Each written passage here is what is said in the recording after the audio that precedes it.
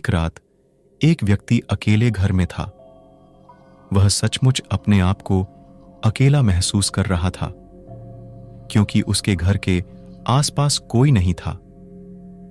वह बहुत ही खौफजनक कहानियों को पसंद करता था और उस रात भी वह एक रोमांचक कहानी पढ़ रहा था। कहानी की किसी खास बात को जानकर उसको विशेष रूप से डर लग रहा था। वह अपने कमरे में ही बंद होकर सोने का सोच रहा था, लेकिन उसका मन कह रहा था कि उसको एक और कहानी पढ़नी चाहिए।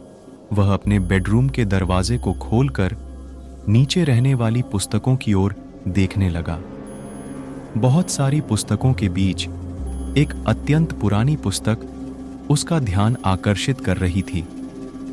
उसने उस पुस्तक को बाहर निकाला और उसको पढ़ने की शुरुआत की। कहानी शुरू होने के बाद वह अपनी पढ़ाई में इतना खो गया कि उसने अपने आसपास की ध्वनियों को नहीं सुना। धीरे धीरे उसने महसूस किया कि कुछ अजीब सा हो रहा है। उसने ध्यान दिया कि पुस्तक की पृष्ठों से कुछ अजीब ध्वनियां आ रही हैं। उसके हाथ कांपने लगे और उसका दिल धड़कने लगा। धीरे धीरे उसने समझा कि पुस्तक का पात्र उसके साथ बोल रहा है।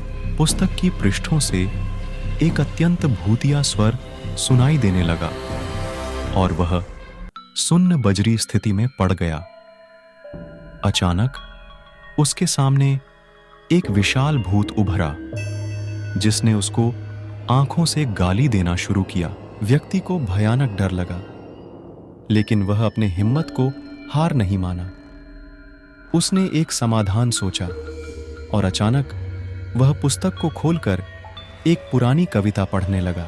भूत को सुनकर चौंका और उसने विलंब न करते हुए उसके आंखों में घुसा दिया। भूत को सुनकर चौंका और उसने विलंब न करते हुए उसके आंखों में घुसा दिया।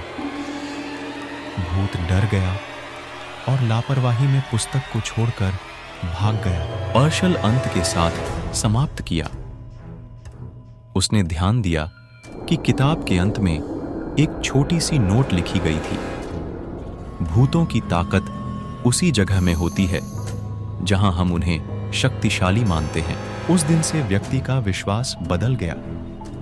वह समझ गया कि डर की शक्ति हमें उसी मायने में परेशान कर सकती है जितना कि हम उसे महत्व देते हैं। उसने खुद को हर संभावित भय से निपटने की क्षमता दी।